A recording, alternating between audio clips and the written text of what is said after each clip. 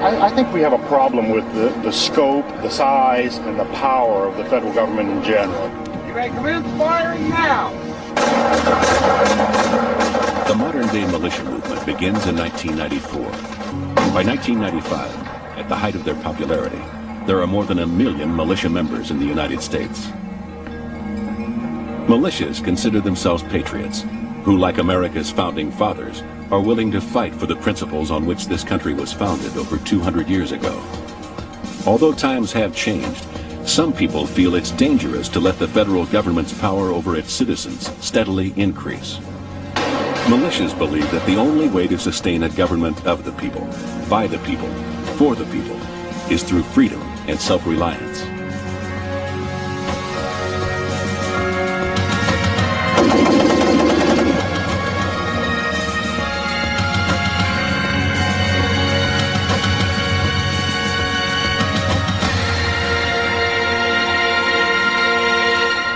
The first American militia was organized in Jamestown, Virginia in 1607 for defense against Indians and hostile European powers.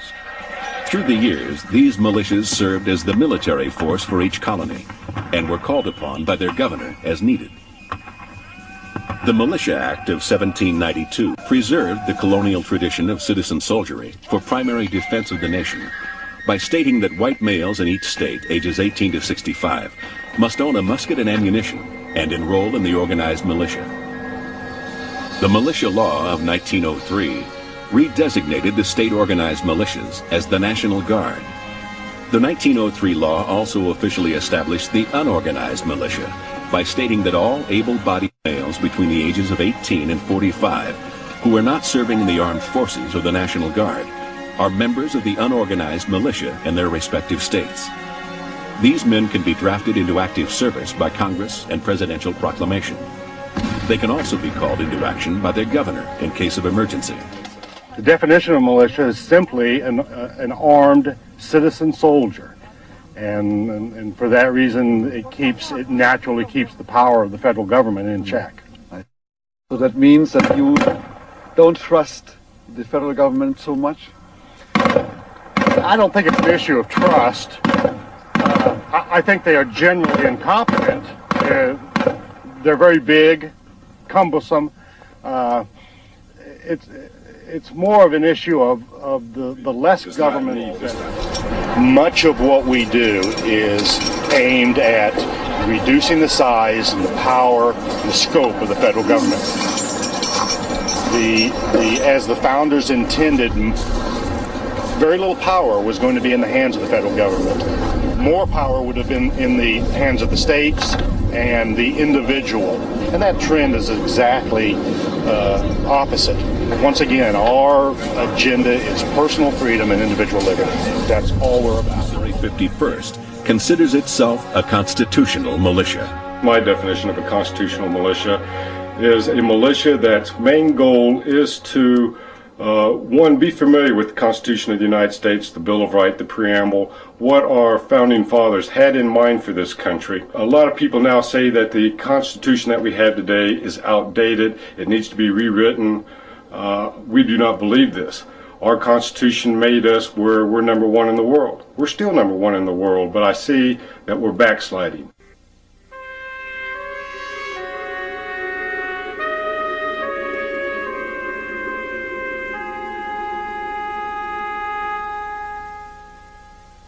Captain James Keithley is the director of the Division of Drug and Crime Control for the Missouri State Highway Patrol. His unit tracks militia groups like the Missouri 51st through public information sources such as newsletters and websites. As far as militias go, I mean, they would have to be one of the ones that I as a whole wouldn't want to be too concerned about. Matter of fact, maybe someday the police could utilize their services in some type of fashion as they're predicting, maybe in a catastrophe or something. I think it's probably gives some people something to do. I think a lot of the militias have a good purpose. I mean, they actually go out and do some things that keep people probably out of trouble, that may be out there on the weekend doing things they shouldn't be doing, and they're now in a group of and go out and do harmless training. I could care less how many militia groups we have in the state, as long as they're law-abiding citizens and don't violate the law. I think one of the things that kind of concerned me is I know in one of the very first meetings that they had that they stated they were going to stick to the 3 B's, which was bullets, beans, and the Bible. I think it concerned me at that point what they were going to do with the bullets. I don't know what would be accessible, but I think that the most likely terrorist scenarios would be, bombings, attacks on our infrastructure, our national system of infrastructure, any type of utilities, that type of thing. There is some fringe groups or lone wolf members of groups that have broken off that attach some significance to the year 2000, and we're concerned that they may initiate some terrorist action because of the switch over to the new millennium. By no means are we concerned about militia groups as a whole. Most of their members are very law-abiding. As a self-described constitutional militia, the Missouri 51st strongly supports the Second Amendment, which is sacred to militia groups. In fact, all firearms owned by the 51st are legal. In spite of the call for new legislation which would help keep guns away from kids, they still see any push for gun control as an attack on the Second Amendment. The Second Amendment to the Constitution is the right to keep and bear arms, shall not be infringed. That's the part that we have a problem with, shall not be infringed. To me, being infringed upon means holding me back or hindering me in any way. You cannot go out and buy a firearm today without being held back or hindered or hassled by state, local, and federal government.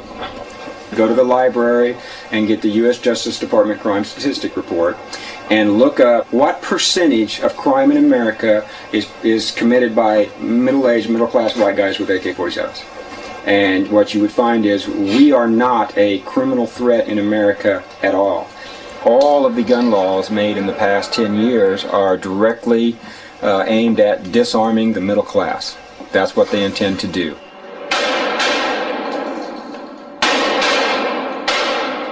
No federal gun control initiative aggravates militias more than the Brady Bill, which was signed into law on November 30th, 1993. It requires a background check for anyone wanting to purchase a gun. On November 30th, 1998, the FBI initiated an instant check system. In less than 2 months, over 13,000 people were stopped from buying a gun illegally. Still, many in the militia movement see this law as an infringement on their Second Amendment rights.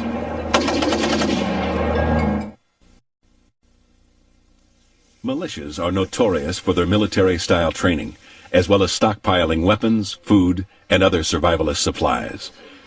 The Missouri 51st Militia is no different. Practicing a search and rescue mission on a Sunday afternoon is not unusual for the 51st. They are well trained and equipped to handle almost any emergency situation. There is a lost child, about 3 foot tall, very thin with blonde hair, down here in the Smithville Lake area. This child has been missing for 6 hours, and we're going to move out into 2 6-man teams. Once we get in a double arms interval, take it easy, stand where you can see each other. Do not get any farther apart than you can see each other. We'll walk completely through the trees back into the camp. If we don't find him, we'll swing the entire formation around and sweep back past the next part of the area. And we'll continue to do that until we've exhausted the daylight or covered the area that we've been assigned, or we find the child. Larry, have you seen anything over there? Negative. You can hide in a small place. Yeah. Call for help. We found it. Gentlemen, come on up here. We need to call for help. Bring Get the stretcher. 3. 1, 2, 3. There you go. Calm down. Easy. Nice and slow. All right. We have another blanket covering up here. Where's the All right.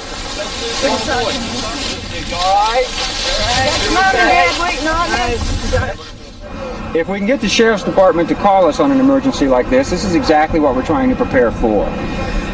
Rescue a lost child, dam up a flood, put out a brush fire, any number of things that the local civil authorities, and this is true almost anywhere, can be overwhelmed quite quickly, and just depending on the size of the disaster at hand. And we're preparing as volunteer concerned citizens to just show up and do whatever needs to be done. Mission accomplished.